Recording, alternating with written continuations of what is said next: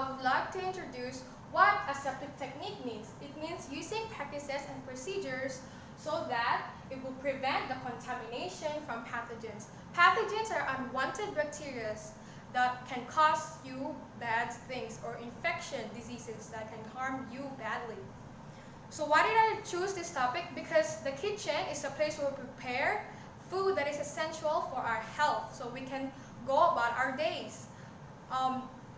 I will be presenting you guys 3 ways that we can perform aseptic technique. They are called disinfecting, sterilization, and sanitization. So why do we disinfect our eating utensil? As it said in food safety news that date back in 2018, they said that poor hygiene and improper food preparation can lead to foodborne illnesses at home. So why is it important to keep both our kitchen and eating utensils clean? Because it is essential to keep food safe as bacteria can grow and multiply anywhere. Next. As I said, there are 3 ways I'll be teaching you guys I'll be teaching you guys aseptic technique. So the first, we have disinfecting, sanitizing, and sterilizing. So in these images, you can see that there are bleach. In this section, bleach, boiling. In this section, we have dishwashing. And in the other section, sterilization, we have heat and chemical solutions. So the first technique we have is disinfecting technique. Disinfecting technique is a method that destroys most microbial form, especially vegetative pathogens, rather than bacterial spores.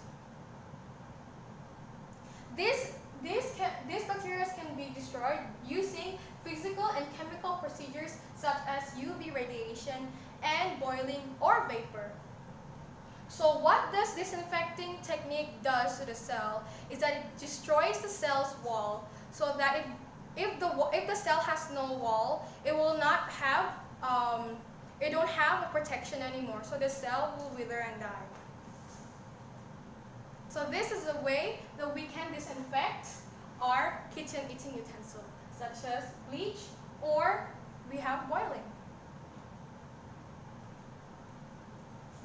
I have provided steps on how we can disinfect our kitchen utensil. Firstly, we have to remove excess food waste by sweeping or wiping or pre-rinsing. Then we loosen surface waste and grease by using detergent, like the soap that we use to wash our plates. And then next, we remove the disinfectant by rinsing, and then finally we let it dry. Second, we have the sanitizing technique. This technique is a cleansing technique that removes microorganisms and debris from intimate surface, basically on the surface of the dishes that you're going to be using. So sanitizing focuses on elimination in the bacterial spores, removal of all microorganisms including bacterial spores, which are highly resistant. So performing this technique will enable the unwanted germs to inhibit in sanitized area, creating a cleaner and foodborne illness-free household. As you can see, here are ways you can perform sanitizing by washing the dishes. Number 1 is just washing the dishes, and this is called dishwasher. A dishwasher is a 2-way process, which is a really good thing because they both produce heat and they also wash. So there are 2 ways of cleaning. And about washing is another way if you don't have dishwasher. So washing is the other way of doing it. Again, I have provided ways that we can sanitize our kitchen utensil. First, pre-clean, scrap away the leftovers on the surface and rinse with water. Second, rinse to remove food leftovers with hot water and detergent and soap dishes. Next, sanitize using of any type of sanitizer to destroy a remaining microorganism known as the dishwashing liquid. So dishwashing liquid. Next, we drip dry or use single-use towel. Basically, use the towel once. After using the towel once, then you wash it. Don't use it and then let it dry and then use it again. The moment you do that, it will create the growth of pathogens in that towel that you use. So remember to use a towel that's only used once. Last but not the least, we have sterilizing technique. Again. Ouch, ouch, ouch. Last but not the least, we have sterilizing technique. This third technique that can be used to clean the kitchenware is sterilization. This technique is to use the removal of distraction of all viable microbes.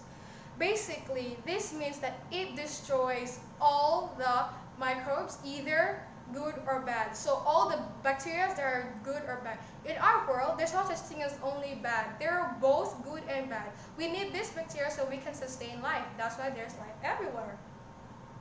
So in other words, it terminates the entire bacterial colony, whether they are good or bad. Like it said in the Encyclopedia of the U.S. National Library of Medicine, it said that a process called sterilization destroys spores and bacteria. It is done at high temperature and under high pressure.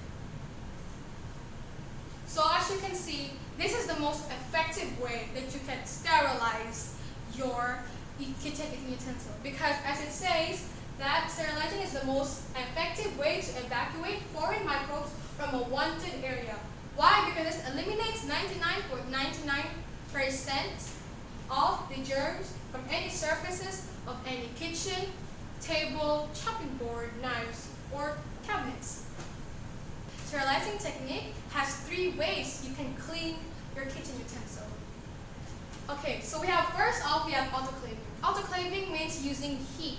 Heat known as in other words, we can use our microwave or oven to clean, because heat does kill unwanted pathogens. But remember to make sure that it's above 150 degrees Celsius, because that temperature is the right temperature that it kills bacteria. Next, we have ionizing. Ionizing technique is another way, but this is mostly used in the field in the hospital, because this one they use X-ray or gamma rays. This is what they use to treat our body, so that they can kill the cancer cells. Basically, like the same thing I said, unwanted cells or bacteria. Next, we have radiation. So what radiation does is it deactivates microorganisms, basically stopping a microorganism to reduce or multiply. Which to my last part of my presentation, which is the conclusion. I would like to introduce to you guys the 3 E's up here. So first, I have education.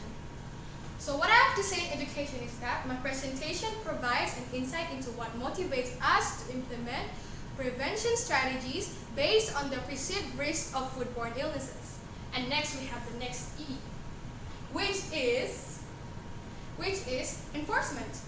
Modifying the home environment to reduce hazardous waste like foodborne illnesses, so that we will know what to do, because it is essential component of successful way to prevent bacterial infection. Then lastly, we have come to the last E, which is known as environment. So what I would like to say in this environment section is that applying the techniques that I have told you guys, it will help us minimize the growth of the unwanted pathogens that we don't want, because these pathogens will create foodborne illnesses that we don't want, because this can create infectious diseases in our body.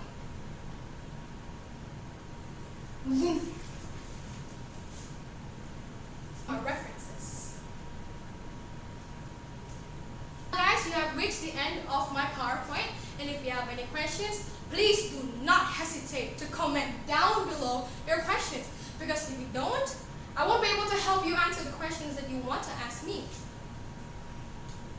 And hope you guys have a great day. Hope you guys learned something. Peace! Brown girl out!